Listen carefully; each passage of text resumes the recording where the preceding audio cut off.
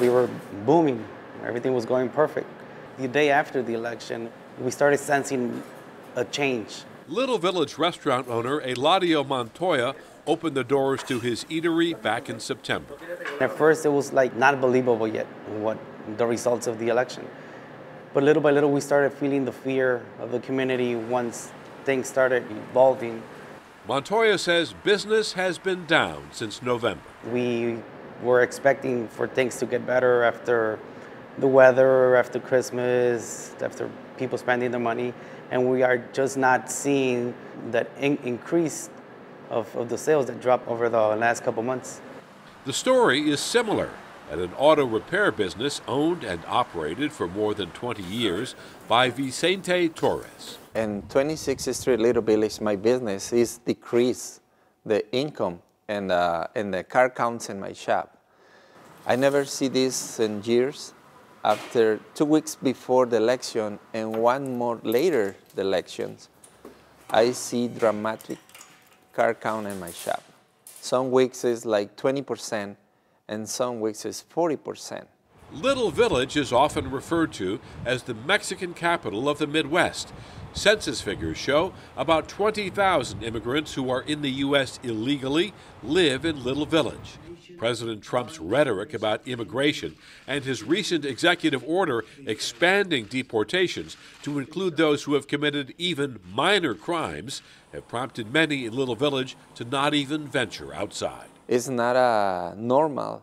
When I read the paper or see the news, people are scared to drive the cars right now in the streets. And it's very hard to see people sometimes crying. They don't know what happened right now. Torres, a board member of the Little Village Chamber of Commerce, says 95% of business owners surveyed report they've been losing money since November.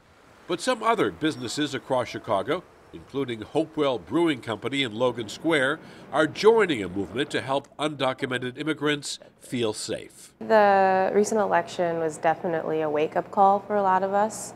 Samantha Lee, co-founder of the company, has added Hopewell Brewing to a growing list of so-called sanctuary restaurants in Chicago. Being a sanctuary restaurant, or in our case a brewery, means that we provide a safe space and haven for folks who may feel threatened or who are scared in this current administration. Lee says the decision to join the sanctuary movement was more than just a personal one. It's personally very important to me, as a child of immigrants as well. But not just that, it's how we want to be in this world. As people and as a business, as responsible neighbors in our community, it just felt like there's no other way.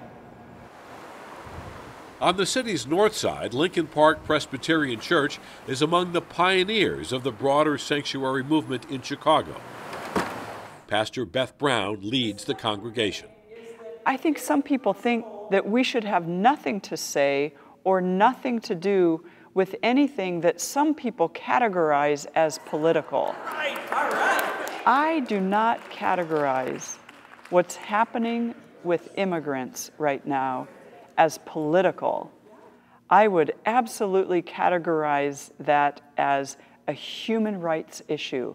In a letter this week, Catholic Archbishop Cardinal Blaise Cupich said the church stands in solidarity with many of our parishioners who are deeply troubled by the recent executive orders related to immigration. But he stopped short of labeling the churches as sanctuaries. And the movement has its critics. Conservative talk show host Dan Proft says the sanctuary campaign is overblown. He argues that immigration laws should be enforced.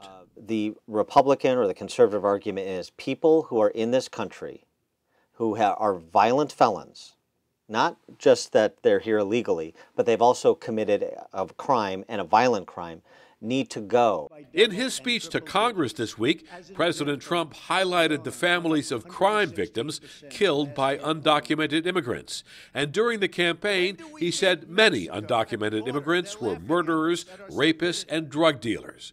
But several studies paint a different picture, showing that undocumented workers actually commit fewer crimes than native-born Americans.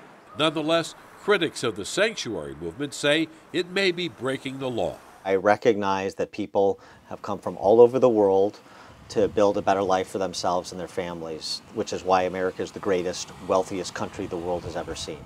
We want to continue to do that. But we can't do that if we don't enforce the law. Meanwhile, Little Village business owners, politicians, and residents gathered at a community meeting this week.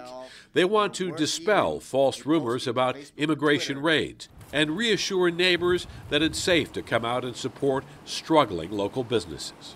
I saw people in tears. I saw people packing because they were going to close the stores because they're losing so much business. So it's sad what's happening in our community. The business owners in Little Village want President Trump to hear their concerns and see firsthand what's been happening in their community. It's a great community. We are immigrants. We are making America great together. Please stop making our community live in fear. Fear is not going to help anybody. It's not helping our business. And if it hurts our business, it's going to hurt the economy.